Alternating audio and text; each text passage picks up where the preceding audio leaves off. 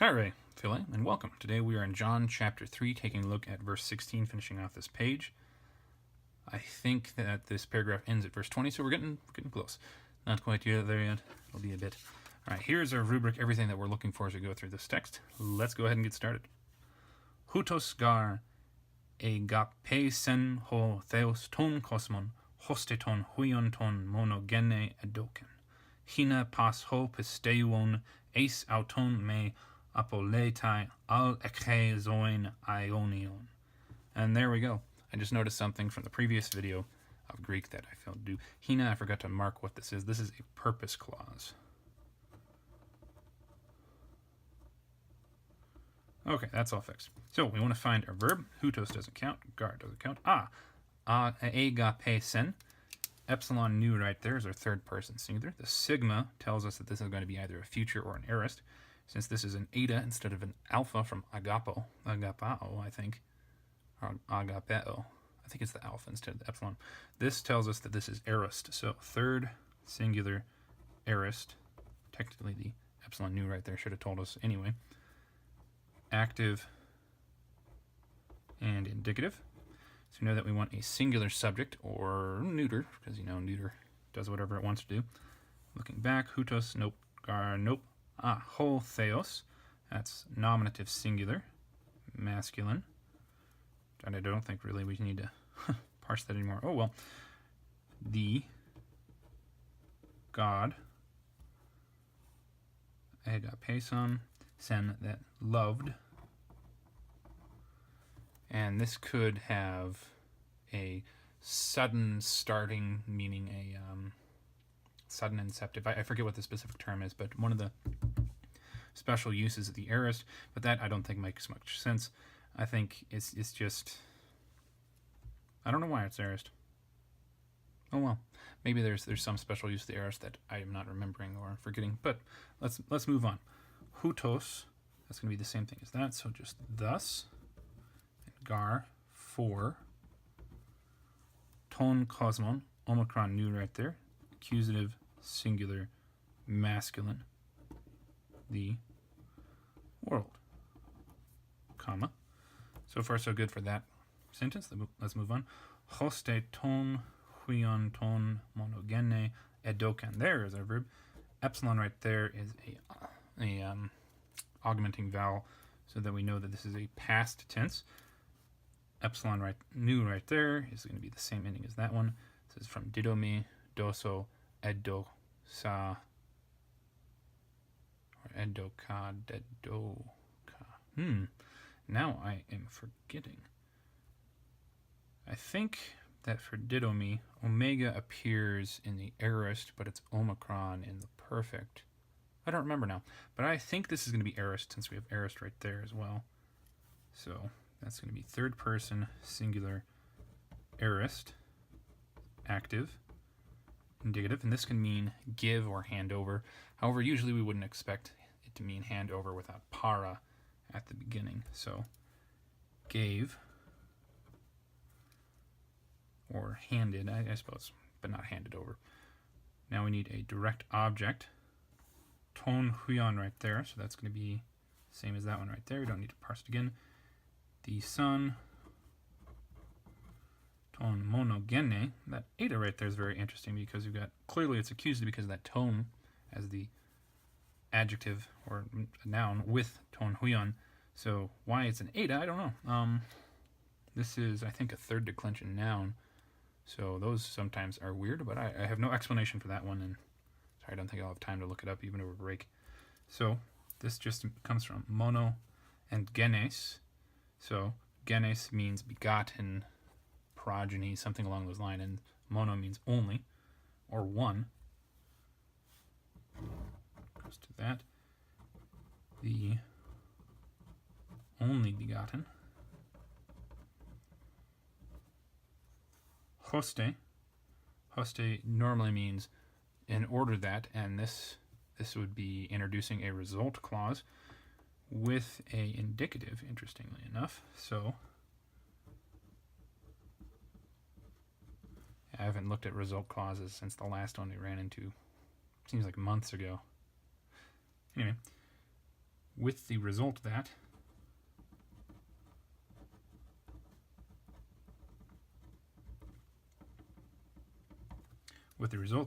he gave the Son, the only begotten. Hina, now we have a purpose clause just like that one.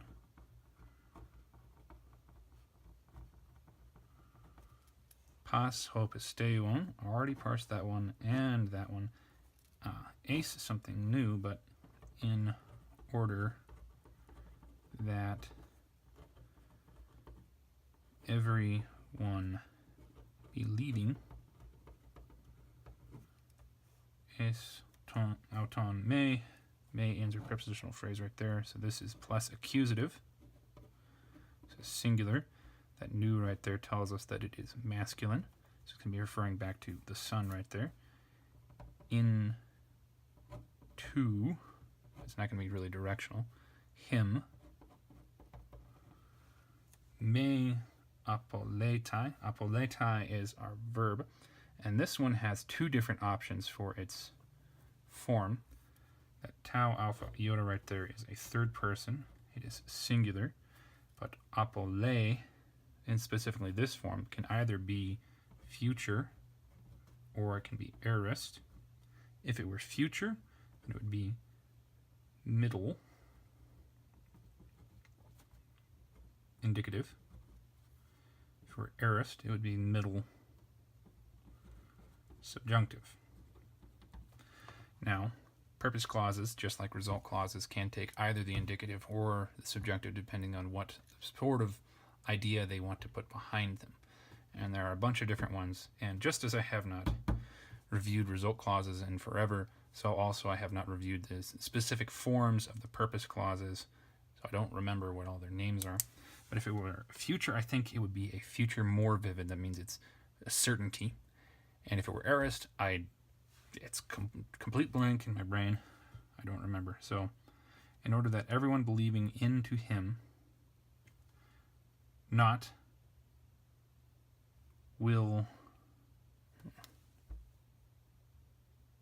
Sorry, my brain is blanking here again. I can't remember the meaning of the word.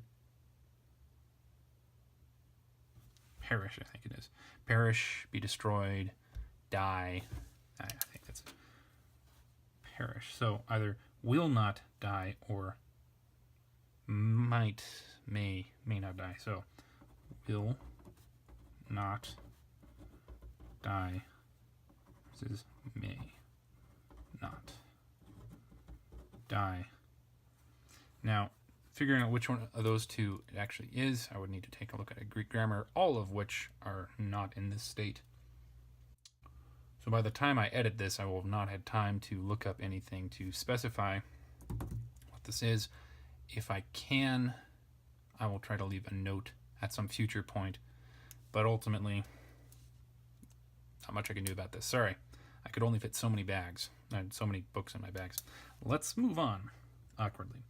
All with a elided alpha right there, but this one is going to be the emphatic one, rather than de, which I don't see anywhere.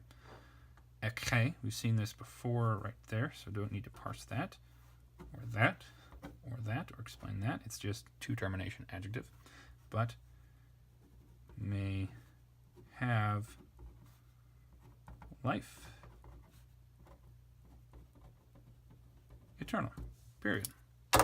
That's John 3:16 in the Greek. Horribly handled by yours truly. Let's take a look at it in its own context.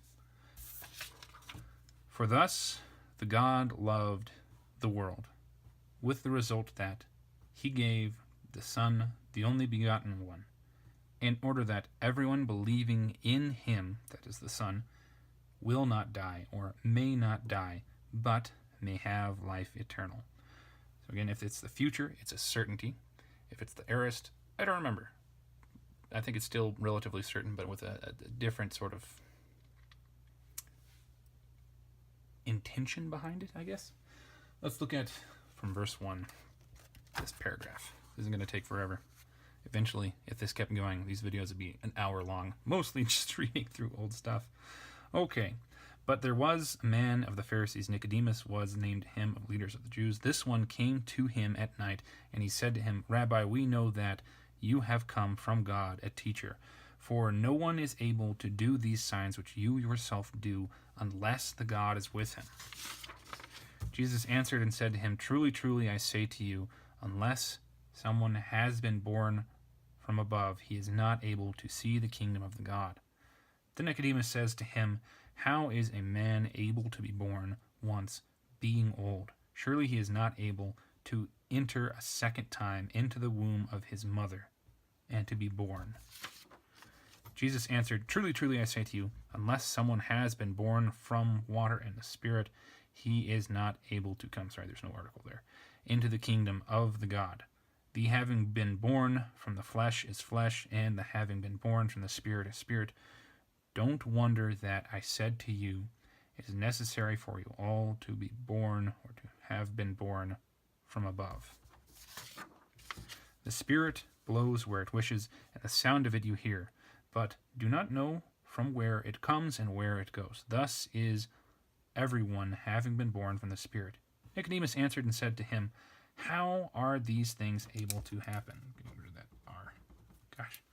Jesus answered and said to him, You are the teacher of Israel, and you do not know these?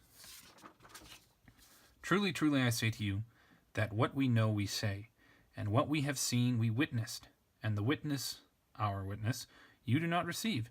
If I said earthly things to you, and you do not believe, how if I said to you the heavenly things will you believe? And no one has ascended into the heaven, if not the one having come down from heaven, the Son of the Man.